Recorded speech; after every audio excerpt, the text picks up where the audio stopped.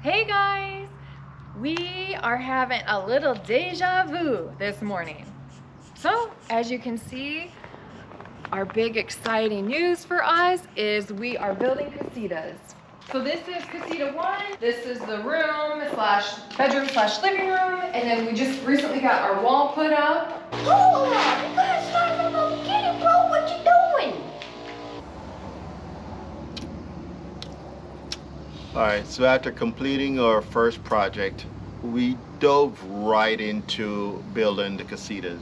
We took about a 2-month break and before we started, and we honestly would have just jumped right back into the building process, except we had to take care of some serious and we think important things, and that is paperwork. In order to start the process, you need to do your paperwork. So in this video, we're going to be talking about things to consider if you are building, things that we learned in our first build, things that we learned from talking to friends who are also building, and now that we're about 80% in the new construction, things that you should consider for your project. First big one is permits. You do need permits. You need permits before you start. There are regulations you should be following. You have to follow. So really, it's up to you to make sure all these things are, done in line. One thing that I will point out is that speed in the beginning does not automatically mean good. Take your time and make sure that you go through the steps. And before you actually start the building process, I would even suggest that you talk to your contractor to see the documents required for your project before the project actually starts. That way you can ensure that no steps were skipped in that process. As for regulations, there are regulations, not like in the States where they have somebody that will probably come from the government to do inspection to make sure everything is good and how it's supposed to be. Here, you're pretty much on your own, so you need to find out what those regulations are and be sure to follow up on them. For water and utilities, now, when we bought this property, we did not buy it with the intention of renting it out at some point or building on it to rent. We didn't. We thought we're just gonna live here. Now we've kind of changed our minds a little bit and we say, okay, maybe we can rent the property out. It's fairly common in this area. Well, one of the things that we didn't consider that now is a consideration is water and utility. We were accustomed to not having electricity before, and we lived in our RV and we had solar power. So we thought we had an idea how that's supposed to work. However, if we're going to be renting a property, not everyone is going to come in with that same mindset, taking Navy showers, conserving, not using the AC all the time, setting it at 19 instead of 26 or 25, which is where we keep ours. So those things you should consider. And even if you say, okay, well, fine, I'm going to build in a place that is not rustic, because that's what this area is considered, and you're going to have electricity, what is your electricity bill going to be? Because it is very common here to have brownouts because they want it the coldest it can be, that overloads the grid, and then next thing you know, you're having a lot of power outages. So still something to consider even if you're not going to be using solar. Another consideration is we came into this knowing we didn't have water. We have to bring our own water, have it trucked in. However, there's many cities, towns here in Baja that they do have city water. However, it's not like in the US where you're unlimited on your water. Maybe it trickles in once, twice a week, and it goes into your cistern, so you're still limited on what your water is unless you want to keep having trucks delivered, but it gets costly. It can. So going with that, also need to have an idea of the climate that you're moving to and the environment. It plays into your utilities, your water, all that stuff, because when you're constructing your house or when you're designing your house, there's things that you want to keep in mind. We have open doors all around our main house, and we have a plethora of windows, and that comes in really handy with the high ceiling because we can open all the windows and doors. And as hot as it gets, and it does get hot in the house, even with everything open, but you still have that circulation, that air going through. And it also helps us because there's really no point during the day that we need to turn on any of the lights in the house, because we have windows and doors everywhere all around the house. So if you're going to be building and you want to reduce your electricity need, then that's something to consider, whether it's having a rooftop, a sunroof or something where you can get that natural light coming in, or having more windows, having the air circulate. All factors to consider. As for finding a contractor, cheap is not always best. And then for our construction workers, show your appreciation. They work very hard for you. We have 3 guys through this whole process. They are hard workers. Sun up, sun down, they're out there. So we try to, buy meals for them throughout the week, or make them meals, give them some drinks, just a little thank you for all that they do. What she's driving at there is that just like anywhere else, I don't care if you're buying a used car, there are ways that if someone wants to be, they can make something look attractive and their service look attractive. But then once you get closer to the end, or as you continue the process, once you've already started it, you then find out that, okay, well, it's kind of like, and I'm not trying to throw a jab at Spirit Airline. It's like you're trying to find this good flight, and Spirit offers you this cheap ticket, and you buy it. And then once you get on this, you get halfway through it, then you realize, okay, you can't even take a handbag, and then you have to pay for the handbag. And if you want a soda, you're paying for the soda. And if you want something to eat, you have to pay for that. Oh, by the way, you have to pay for your seat. And if you're flying with someone, then you need to pay for that too. So I'm saying you can see how it adds up. And then afterwards, you're like, you know what? It's probably more. It's probably more doing it that way. I'm not taking Spirit again. And again, this is not a dig at Spirit.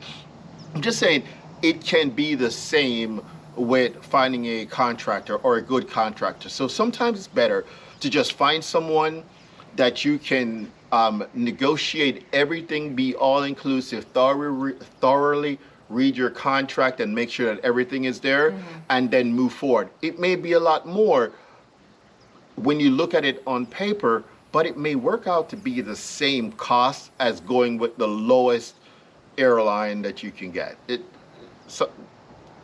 Yeah. After that last topic, we need a drink. That's good. I don't need more orange juice ratio than my Prosecco. Hello? What the? Did you see that? No wonder I have We were having our friends come out pretty often. We're thankful that with Mishak, it's 3 times, Maya 2, but I had to have this on stock, so when they come out, feel like a little vacation for all of us. And yeah, I guess I stocked up and they haven't been back. Hurry back, you guys. It's them. They're the ones with the problem. Mishak, it's your fault. This is to Mishak. We kind of just touched into it, but budget, cost, and deposit. What do you think a deposit should be? For us, when you're first coming into this, 40%, ooh, kind of scary. That's a lot of money up front, but you think you have to do it. It's really 20 to 30% that you're supposed to put down, or should be required to. And to show receipts of where your money is going to. It was nice to see us being here on property. As soon as we'd, make a payment, supplies were just being delivered. I agree. 20 to 30% is more than enough to get your project started. Now, obviously, that's going to depend on you and whomever you're dealing with, your contractor. You don't want to get into a position where you put 40 to 50% down before ground even breaks. And if there's a problem in the relationship, then now you're 50% in. So you either have to continue to dump the other 50%, or decide that you're not going to, and then you're going to have a problem. How do I get my 50% back? I'm not saying 20% is easy to lose, or 30%, but it's better than 50%. I think 20 to 30% is a good number to start that relationship, to get stuff going, to get some of the supplies that they need, and I think that's a good place to be at. Yeah. And then, what are you paying for? You need tangible, easily identifiable, distinctive features in your project in order to justify the continuance of payment, right?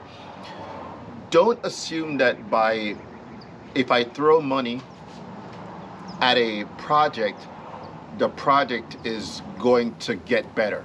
If you're seeing problems as you go along with the construction, with the project, money is not going to solve it. Now, if you have an endless supply of money, yes, it will solve it. However, the likeliness is we're all on a budget. I'm on a budget. And if you want to stick to that budget and be close to what your budget is, it's better if there's an agreement. There's something that you can see where, okay, once the ground breaks, you need to give me another deposit of X because I just cleared the property. Once the foundation has been set, because the foundation is going to require a lot of cement, and once that is, and so that's going to cost more. Once that is done, then we're going to need another large sum because now all the walls are going up. Now the roof is getting done. So each of those things you can say, okay, I see the roof and I know based on the budget or that the plan that was given that this means that we're at this stage and it requires me to make another payment or something of the sort. But then you can easily look at it. And if you're not local, maybe that's something you work out where they send you content videos of your project so you know where it is. Or you can even hire someone to, go do those stop-ins, it just to show their face for you, to just give you updates and hopefully keep people on track. Next thing is to keep in mind is the type of material that is available. If you're used to certain things from where you're from, it might not be readily available, or just might not be the type of building supplies that they use. It could be more if you do try to get it, or you just go with what is in the area. What we have found is that if you ask for something, they will try their darndest to accommodate it. That's not a bad thing, all right? I mean, that's what we all want. However, in order for them to do that, they have to get the materials, or it may just be something that they're not accustomed to. And what we found is when we've tried to make those requests for something that's outside of what they're accustomed to doing, that can sometimes increase at least the estimate for cost. And then we pretty much just back off, like, I'm not willing to pay that to have that imported in order to get that done. So those are things for you to consider when you're doing those plans. Mm-hmm. So next up is what is around the area that you're looking to go to. So for us in Cerritos, all the surrounding areas, even Todos Santos, unless you want to stay in that little bitty town, you need a vehicle of some type. Taxis, we hear, Ubers, I don't even think it's Uber, but whatever drive is around, taxi type, it's expensive. Just to go maybe 20 minutes down the road is probably about $30 US equivalent. So it definitely, depending on your area, that's something big to look at if you're considering. There's no public transportation. Yeah. So if you don't plan on bringing a car, having a four-wheeler or something of the sort to get around, it's bottom line, infrastructure wise and services, that is just something that you need to consider when you're going to be building, because you're going to be reliant on it, especially if you don't have some way for you to get around. So starting next week, we're going to start showing you or putting out our videos. We have been documenting the last few months that this has been going on, and we're not far from finishing, which is crazy. Now, we thought we'd be more prepared. We're trying to plan as we go, but then, I don't know, it just sneaks up on you when the finishing, and then you're just like, I have all this stuff to purchase. I have to do this, I have to do that. This construction is slated to be 15 weeks. I think we're going to get it done ahead of that. Now, we will see where it ends up being, but Right now, we're pretty excited about where we are in the construction, what we've done so far, and what's knowing that coming next week, what we're going to be doing. So, hopefully you enjoy the video that's going to follow, and at the end, we will tell you how pleased we are with the builder that we went with. I can say, so far, we have been highly pleased with our builder. They've been completely transparent, and we've been very happy. Very 100% happy. We hope you guys enjoyed this video, and we hope you guys follow along for our building of our second project, and who knows what we'll do next. Not build again. Yeah. Well, it ain't building, okay? Maybe be a new surprise. We'll be somewhere else, but oh no, it won't be building, okay? But I tell you what, I don't think we're intimidated to go into the process. It comes down to vetting and finding the right people. But we're not intimidated to do it. But I think we're done with the building. I don't want to do that anymore. Anyway, don't forget to like and subscribe, and ding that bell so you can be notified next time we make a video. Hasta Peace luego. out. Don't forget to like and subscribe and comment down below.